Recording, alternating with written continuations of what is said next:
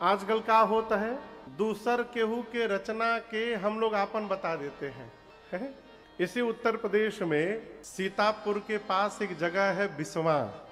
आप लोग जानते हैं, बहुत पहले की बात है, लगभग 12-13 साल पहले की बात है। हम एक बार वहां शिवरात्रि में राम कथा गाने हम लोग गए। तो चौथे पांचवें या छठे दिन कथा के बाद एक कवि जी आए मेरे से मिलने कमरे में। बोले, महाराज मैं कवि हूँ, हिंदी में कविता सुनाता हूँ, लिखता हूँ, संस्कृत में लिखता हूँ, अंग्रेजी में लिखता हूँ, उर्दू में लिखता हूँ। हम लोग तो ये विद्वान नहीं तो परम महाविद्वान है। तो उसी भाव से मैंने उनका आदर किया, जलपान कराया, चाय पिलाया, फिर वो सुनाना भी शुरू किए। 1-1.5 घंटे सुनाए, बहुत बढ़िया बढ़िया सुनाए। लेकिन हम आपको एक बात बताएं, जब कमरे में आए ना, मेरे कक्ष में आए, तो ये राघव सरकार जो यहाँ मंच पर विराजमान है, इस सरकार का आसन लगा हुआ था। प्रवेश करके बैठे तो बोले, महाराज बहुत सुंदर फोटो रखे हैं आप। हमने कहा, भाई साहब शब्द वापस लीजिए, फोटो नहीं है, मेरे भगवान है। शब्द वापस लीजिए, फोटो नहीं है, मेरे भगवान है। और आप इस भ्रम में न रहिएगा कि ये फोटो है। ये सब देखते हैं, सब सुनते हैं और सब जानते हैं। बोले, नहीं नहीं महाराज, हमारा वही भाव था। इसके बाद चाय पानी हुआ, हमको 1-1.5 घंटे वो कविता सुनाए, अच्छी अच्छी कविता सुनाए, सुना के चले गए। रात में भैया उस दिन मुझे नींद नहीं आई, न जाने क्यों। बिस्तर पर करवट बदलता रहा, नींद ना आवे। 1-1.5 बजे मैं निर्णय किया कि अब नींद नहीं आ रही है, चलो कुछ पढ़ा जाए। तो एक संत हुए भारत में, प्रातः स्मरणीय पूज्य श्री गीतानंद जी महाराज, उपनाम भिक्षु जी है उनका। हरिद्वार में आश्रम है, बड़े प्रसिद्ध, भारत के बड़े सिद्ध महापुरुष हुए। तो सन 1984 में उनकी एक किताब प्रकाशित हुई थी भजनों की, जिसका नाम है भिक्षु ज्ञान गीतांजलि। वो किताब मेरे पास है, इतनी मोटी किताब है, भिक्षु ज्ञान गीतांजलि। 1984 में कवि जी के जन्म के पहले, 87-88 के आसपास उनका जन्म हुआ था। उनके जन्म के पहले वो प्रकाशित हुई थी।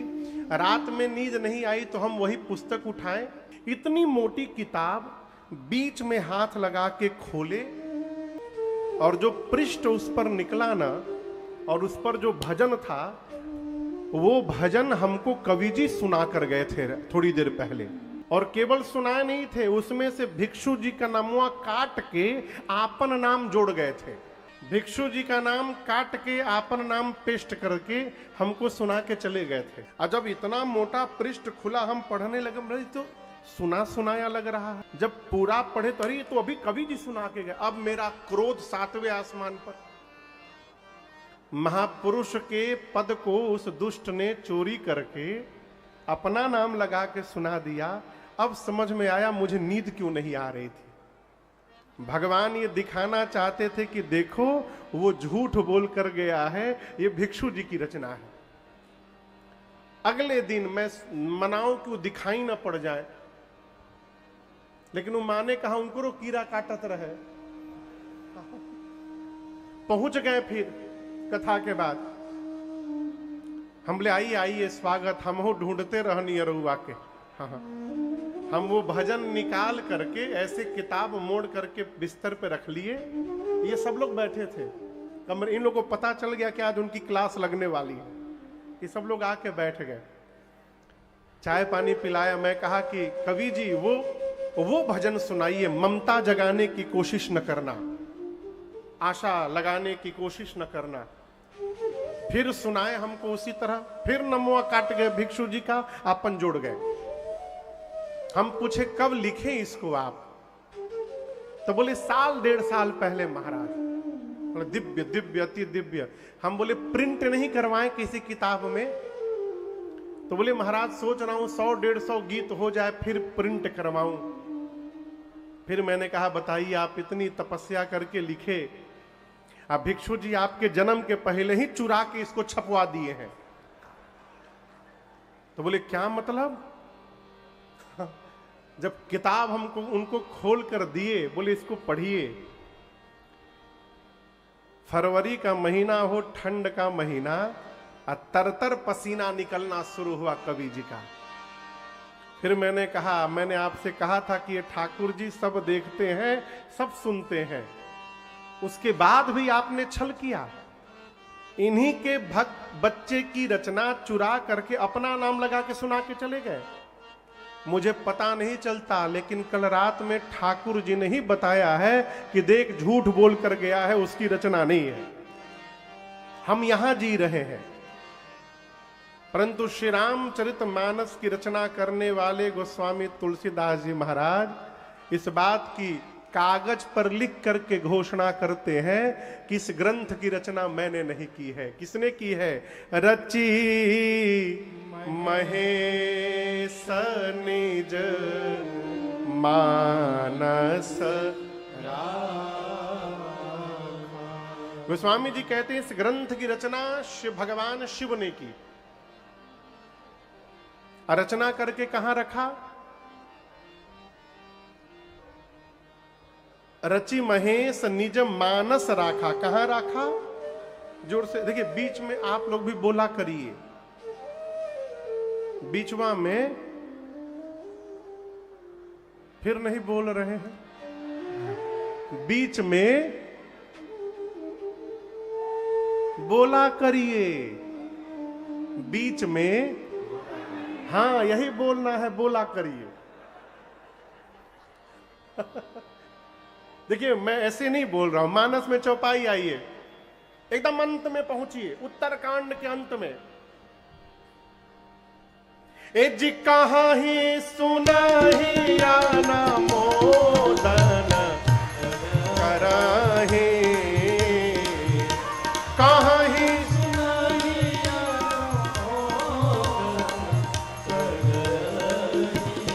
वो मनुष्य भव गोपद एव भवने दे कराहे, ते गोपद एव भवने ते गोपद एव भवने दे।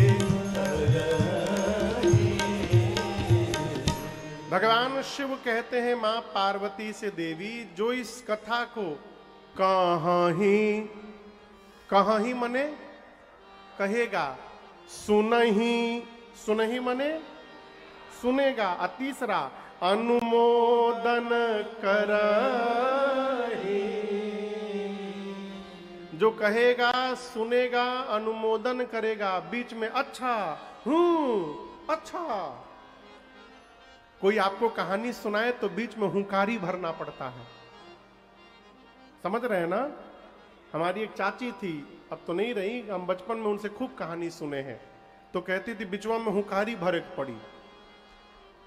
हुंकारी मने वो कहानी सुनाए तो बीच में कहना पड़ता था अच्छा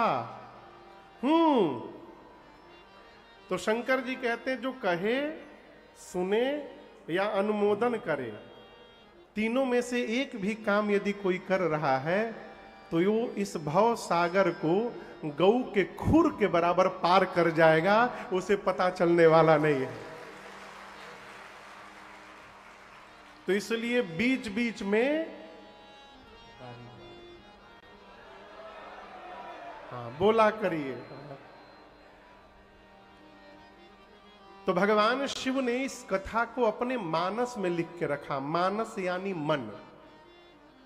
कहां लिख के रखा? मन में। और प्रकट कब किया? बाबा कहते हैं पाई सुसमय मां शिवासन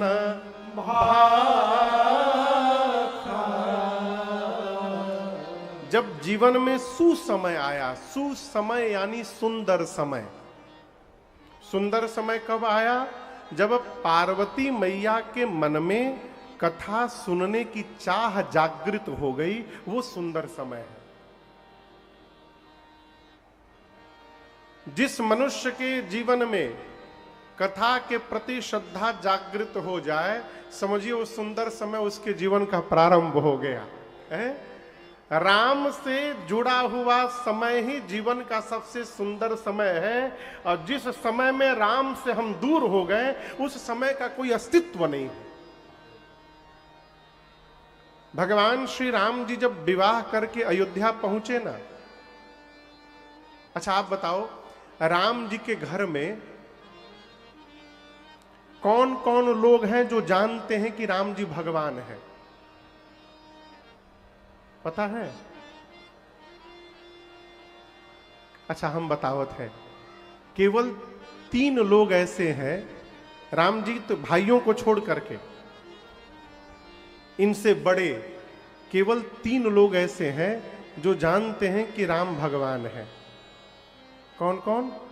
एक तो महाराज दशरथ, दूसरे कौशल्या मैया और तीसरे गुरुदेव भगवान वशिष्ठ जी। 3 लोग जानते हैं, लेकिन मानते 3 लोग नहीं है, मानते केवल 2 ही लोग हैं। कौशल्या जी और गुरु जी जानते भी और मानते भी हैं कि राम भगवान है। दशरथ जी केवल जानते हैं कि राम भगवान है, मानते नहीं हैं। दशरथ जी अपन लड़का मानते हैं, अपन पुत्र मानते हैं। कौशल्या मैया जब राम जी विवाह करके अयोध्या आए तो रात में मां ने राम जी से कहा, राम भगवान हो ना, तो मेरी एक बात आप ब्रह्मा जी से कह देंगे? तो राम जी बोले, कहिए मां। तब कौशल्या जी ने कहा, राम ब्रह्मा जी से कहिएगा कि जिस दिन से विश्वामित्र जी आपको अयोध्या से लेकर गए थे, उस दिन के बाद आप आज आए हैं, आज आपका दर्शन हुआ है। राम ब्रह्मा जी से कहिएगा ना, ये बीच में जितने दिन बीते हैं उन दिनों को ब्रह्मा जी हमारी आयु में न गिनेंगे। राम जी बोले, क्यों मैया? तब कौशल्या जी ने कहा, राम जो दिन आपको देखे बिना चला गया, उस दिन का जीवन में कोई अर्थ नहीं होता है, वो दिन व्यर्थ हो गया। तो आप ब्रह्मा जी से कहिएगा कि उतने दिन हमारे आयु में न गिने जाए। जिस समय भगवत कथा के प्रति श्रद्धा जागृत हो जाए, वो समय हमारे जीवन का श्रेष्ठ समय है। ये मान के रखिएगा, आज से लेकर आने वाला 9 दिन आपके जीवन का श्रेष्ठ समय प्रारंभ हो रहा है। ये जीवन का सबसे सुंदर समय है। बाबा कहते हैं, जब सुंदर समय आया, पाई सुसमय शिवासन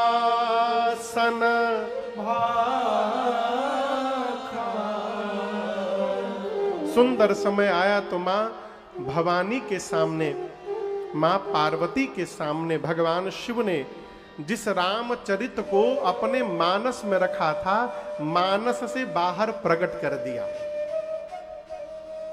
और दर्शन करिए, राम जी के ऊपर कितने चरित्र हैं पता है? 100 करोड़ से ऊपर।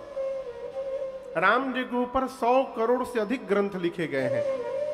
चरितम रघुनाथस्य शतकोटि प्रविस्तरम एकैकमक्षरम पुंसाम महापातक नाशनम। 100 करोड़ से ऊपर। अब आप कहिएगा, इतने रामायण कौन लिख दिया? इतना रामायण कौन लिख दिया? इस पंडाल में कितने लोग होंगे इस समय? पूछ रहा हूं।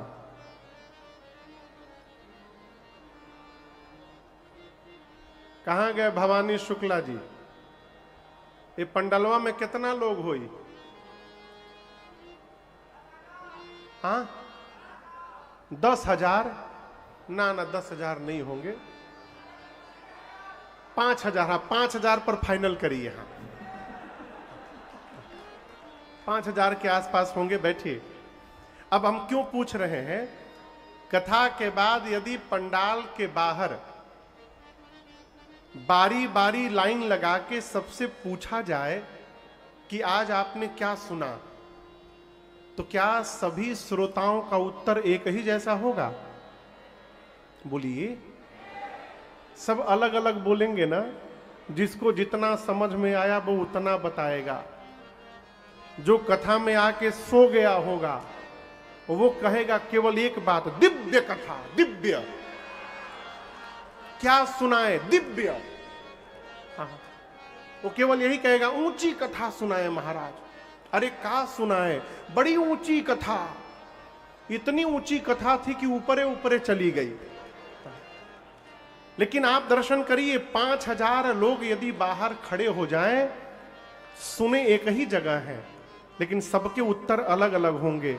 उसी प्रकार राम जी जब आए थे तो राम जी के साथ जितने वानर लगे थे, जितने वनवासी कोल भील जंगल में मिले थे, जितने ऋषि मुनि मिले थे, राम जी के जीवन में जितने लोग राम जी से जुड़े, मिले, राम जी का दर्शन पाए, सभी लोगों ने अपने जीवन में एक एक रामायण की रचना की थी, सबने एक राम कथा लिखी थी। इस प्रकार रामायण की संख्या 100 करोड़ से ऊपर हो गई। लेकिन अधिकतर प्रायः जितने चरित्र लिखे गए सबके नाम रामायण पड़े। श्रीमद् वाल्मीकि रामायण, आनंद रामायण, अध्यात्म रामायण, सब रामायण है। लेकिन गोस्वामी जी कहते हैं मैं इनका नाम रामायण नहीं रखूंगा। गोस्वामी जी ने क्या नाम रखा? रामचरित मानस एहि नाम। पूज्यपाद गोस्वामी तुलसीदास जी ने इनका नाम रखा रामचरितमानस। क्यों रखा, इस पर आइए। गोस्वामी जी कहते हैं मैं राम जी का वो चरित्र लिखने जा रहा हूं जो चरित्र भगवान शिव के मानस से प्रकट हुआ है। अभी अभी बताया था ना, ये ग्रंथ कहां से निकला है? शिव जी के मानस से। तो गोस्वामी जी कहते हैं ये वो चरित्र है राम जी का जो मानस से प्रकट हुआ है, इसलिए इसका नाम रखा श्री रामचरित मानस। और इसके पीछे एक दूसरा कारण है। जब आप ऊपर से नीचे लिखिएगा श्री रामचरित मानस, खड़े खड़े लिखिएगा तो मानस शब्द सबसे नीचे आता है। वो स्वामी जी ये भी कहना चाहते हैं कि मानस यानी मन, जो इस ग्रंथ को पढ़ करके गोता लगाएगा, इसको समझेगा, जीवन में उतारेगा, उसके मानस यानी मन पर एक ना एक दिन पूरा का पूरा श्री रामचरित आ करके खड़ा हो जाएगा। इस ग्रंथ की सार्थकता होगी। मानस को जनमानस के मानस तक पहुंचाना, ये राम कथा की यात्रा है। रामचरित मानस को जनमानस के मानस तक पहुंचाना, ये राम कथा की यात्रा है। इसी यात्रा में हम लोग यहाँ गोंडा में आए हैं और इसी यात्रा में आप लोग भी यहाँ आकर विराजमान हुए।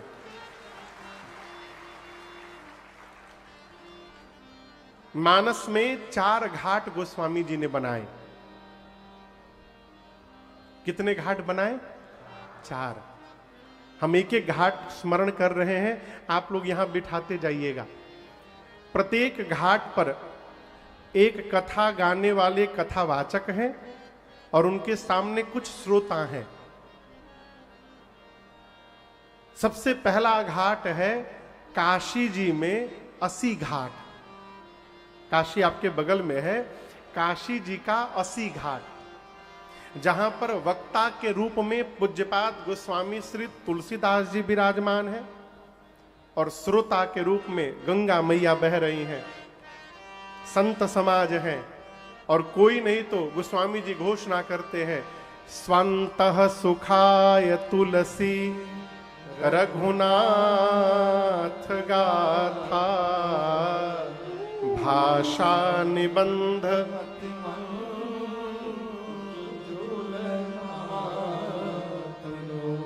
स्वंतः सुखाय तुलसी रघुनाथ गाथा। गोस्वामी जी कहते हैं हम अपने मन को सुना रहे हैं।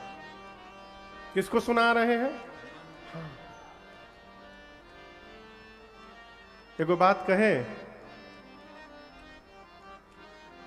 घर वाले सुने चाहे ना सुने, अपने मन को सुनाए रहिए। घर वाले सुने चाहे ना सुने, अपने मन को सुनाए रखिए। क्यों? मनवे सधेगा तो सब होगा। गोस्वामी जी कहते हैं मैं अपने को सुना रहा हूं, स्वंतः सुखाय तुलसी रघुनाथ गाथा। ये मानस का पहला घाट है और इस घाट का नाम है शरणागति घाट। क्या नाम है? हाँ, गोस्वामी तुलसीदास जी श्री रामचरितमानस में जब जब बोले हैं तो एक ही बात कहे हैं, भगवान की शरण में चलिए। कहां चलिए? भगवान की शरण में चलिए। 100 बीमारी की एक दवाई। बताऊं? अच्छा ये बताइए, 10 साल का बेटा सबसे अधिक आनंद में रहता है कि 1 साल का बेटा? हाँ, काहे?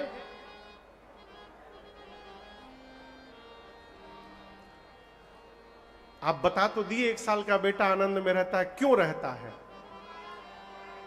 हाँ, मोह माया से दूर है।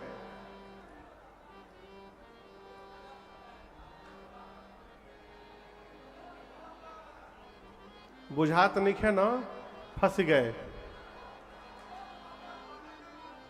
क्या क्या? अबोध बालक है। मने हैजा जितना लोग बैठे तो सबका बोध आ गइल बा।